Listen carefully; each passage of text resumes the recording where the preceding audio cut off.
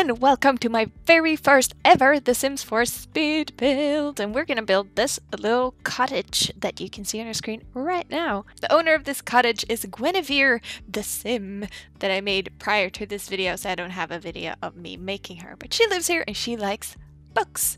And this cottage was a little bit of a fixer-upper when she got it, and now she's kind of fixed it up a little bit. For this build, I didn't really have a plan, and I didn't really have any sort of inspiration or anything. I just kind of went with it. You'll notice in this video that I love mods, and I have linked all the mods that I'm using for this build, or almost all of them, in the description box below. If you see something that is a mod that I haven't linked, leave a comment down below and I'll find a link for you and add it to the other links. So going into this build, I didn't have any reference pictures or anything. I just built whatever I felt like. And I have a love for cottages, so quite often when I build things in The Sims, it's going to be a cottage looking something. Maybe it's because I'm from an island where basically most houses are built like cottages no matter the size, but I have a huge love for cottages. So I wanted Guinevere to have the perfect little cottage. That is also the reason why you will see a lot of moving around windows and stuff, because I didn't know where to put anything because I didn't have a plan. And if I'm gonna do this again, maybe I will decide a little bit on beforehand what I'm gonna build before I sit down, because I edited out quite a lot of material of me just sitting and recoloring the walls, recoloring the floors, picking stuff and just looking for things. So there was a lot of dead space in this video. While building the upper floor, I realized that I made it a little bit too small, so I was very happy here that Sims has made it so that the roofs auto-adjust when you move walls. That made it a whole lot easier for me to rebuild that room, because it would have been a pain if I had to rebuild the roof again. One thing I really like about older buildings or older houses or cottages is that they usually have a large chimney that goes through the entire thing with a large fireplace. So we're gonna build that for Guinevere as well. Now, apart from my Scandinavian cottage inspo, I also grabbed some inspiration from Western movies. Actually, they always, or almost always, have these really low porches that I really love, and if I ever build a house, I am totally going to have a low porch with like some roof over it so you can stand there and look at the rain. I guess I don't know what you do on porches really, but it looks nice. So we're gonna have that. Without a plan on where the furniture is gonna be or what the room's gonna be used for, it's really hard to put windows out. As you can see on the top floor, I'm having some struggle there, but it worked out in the end. But what bothers me in retrospect is that wall that I left without a window, because it looks nice from the inside in the end, but it looks weird from the outside. Like, why did I do that? Note to self, next time, don't do that. And this is where you're gonna see a lot of mods coming up, because basically everything that I'm using for furniture are mods. And as I said earlier, they're all from the Sims resource, and I'll put a link to the Sims resource and all the mods that I could think of in the description box below. And if you see something else and you can't find it in the mod list, just leave a comment and I'll put it in there. One thing I love building in The Sims that I hate in real life is clutter. I love putting books and pillows and pictures and stuff everywhere, because I think it looks really cozy, but in real life, it's a pain to clean it up, because you can't dust and you can't vacuum, and then I have a dog, so there's hair accumulating everywhere behind everything, and it's just not the pleasant experience that it is in The Sims. I think it really adds to the feeling of The Sims being alive and actually living in the house that you're building as well, because most people are somewhat messy in their everyday life. At least me, I never put stuff where they actually belong unless I'm cleaning. And that might just be me, but I still like giving The Sims some sort of personality that can be found in the things that they use rather than in themselves, if that makes sense. In the curious case of our friend Guinevere, she really loves books, so I wanted to put as many books in this build as I possibly could. And apart from books, I really like putting a lot of flowers, clump them together in corners, and together with candlelight. I just think it adds life and color without completely taking over.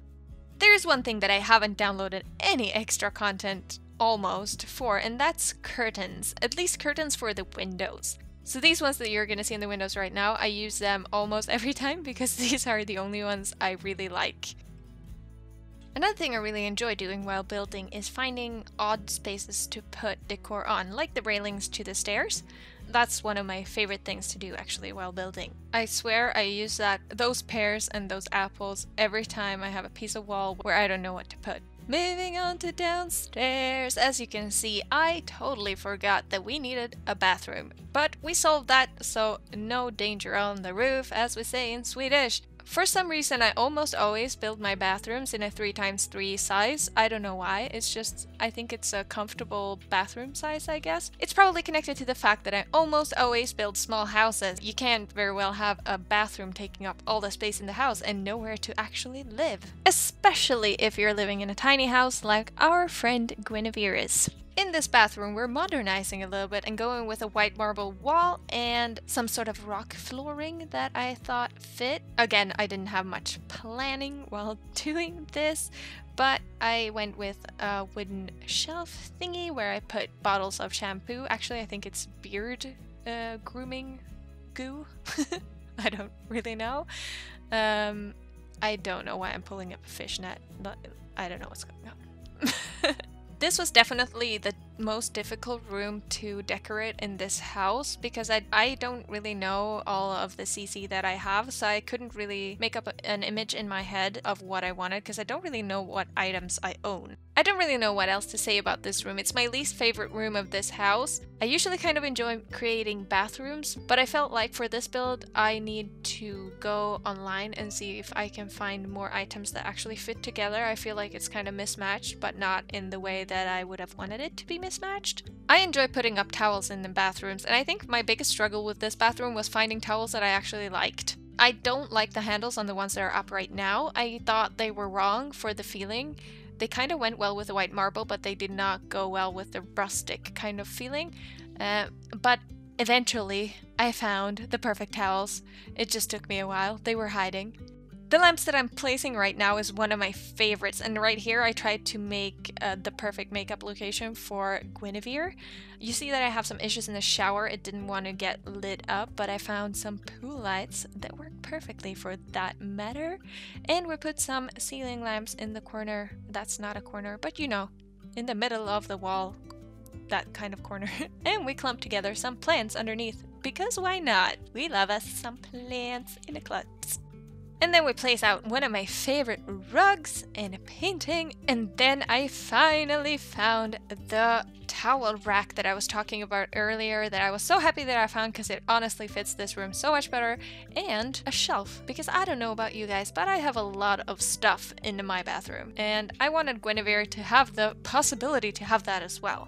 And now we're finally moving on to one of my favorite rooms in this build. It's the kitchen. And I realized that I own a Sims replica of my favorite fridge in real life, which is a Smeg. I think they're beautiful. And I put in a very heavy and kind of iron looking kind of stove and a dishwasher, because Guinevere is not going to do the dishes by hand.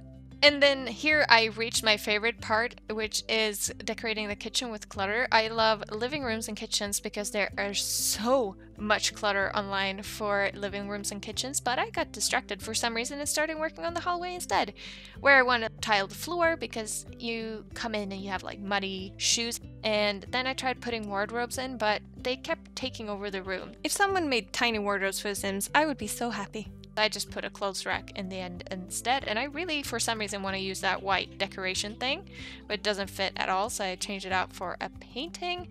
And then I started with the bath lights again. I don't know what happened, but I like them. And then I realized I really wanted the jar type that are in the bathroom instead, so I just swapped them out.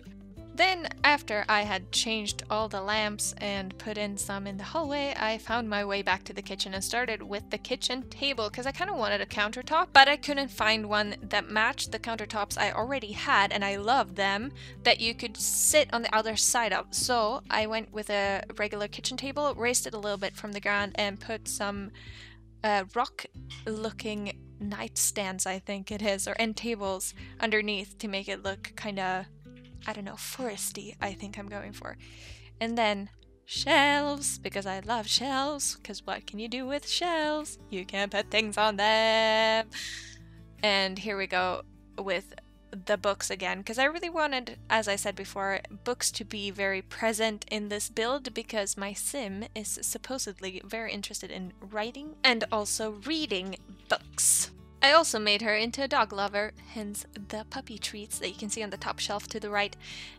Because I'm thinking if I ever play with this character, which I probably will, she is going to adopt a dog at some point. And here we go with more decor. I like putting blankets on things, and as you can see I got candy canes because it was the season, so I guess I was inspired, and I also love candy canes. And I found a little teapot thing that matches the stove. And then we're moving on to the living room space area. Everything's kind of in one room. It's very open, but this is the living room part of the house. And I wanted Guinevere to be able to watch TV, but the big ones just didn't fit. And that couch is the love of my life, I think. The pillows are gorgeous. And I love the baskets in the corner as well. I tried finding a place for them for so long, and I was so happy that I finally did. I was really happy with the open stairs as well, and then you can put firewood underneath it, which I've seen real people actually do. And then I had that dead space by the window where I didn't really know what to put, but I found a perfect suitcase filled with books. This time of the year I really like cozying up in the couch with a lot of blankets and pillows, so that's why we're filling the baskets with pillows and blankets. It's not really blankets, it is towels. But I figured that you can't really tell the difference. At least I can't, and I've decided that Guinevere doesn't really care, so we're in the clear. Then I finally found the cookbooks that I've been looking for the entire game, so that's why we had a little side road there to the kitchen. And again, my favorite part, clutter! This is one of the things that I really love about fireplaces in this game, because you can put a lot of things on top of them, and I think it really makes it super cozy, and I just love it! We're almost done with the house, but we still have the garden, and I'm thinking, since this is a forest cottage, we wouldn't be treating this forest cottage right if we didn't create a forest for it to live its best forest cabin life in. So let's create the finishing touches with lamps and stuffs and then jump out into the garden! We are going to ignore the houses around our little cottage because we are in the forest, and that's where we are. I've never seen a flat forest in my life, so first we have to roughen up the terrain a little bit, and I was trying to create the sense of a pathway leading up to the house. I was trying to create kind of a foresty feeling with layered textures and of different hues and colors, and with some flowers and without some flowers, and with earth and sand and stuff. And then is my favorite part, which is putting out grass, because I think it makes such a difference to a lot when you put out a bunch of grass. And I really wish that The Sims would make more types of grass, because they have the flattest grass I have seen in my entire life. I was filling up the grass as much as I could because I didn't want patchy grass in my forest. And then I started putting out trees, and I didn't really like the first trees that I put there, so then I changed them. And I didn't want like a heavy forest, I just wanted a forest feel. I felt that just a couple of trees would be enough to achieve that. And then I started putting out more grass and even more flowers. I love putting a lot of flowers. I was kind of aiming for that enchanted forest kind of vibe, which I think flowers really help achieving. And I also like supersizing flowers and almost making them into bushes, because I think that makes it look even more surreal and enchanted and magic. I always aim to put as much fluffy grass and flowers as humanly or grassly possible on the lot, because I think it lifts the lot a whole lot, so to speak. And now we've reached the most difficult part of this entire build, because I had this image in my head that she would be able to go out on her porch and look at the river that is now behind us, and then she could have like a little garden where she could grow some maybe carrots, or I don't know, whatever she wants to grow. And where I planned the whole growing thing to happen, it turned out to be in the shadow all through the day, which is not optimal if you're trying to grow things. And I didn't really plan out how I wanted this space to work at all, so I was just winging it. And when I lost track, I just kept touching up the textures on the ground. I wanted the hedge to be open so that she could actually see the river. There's a house on the other side, but we're not gonna mind that. we're in the forest, okay?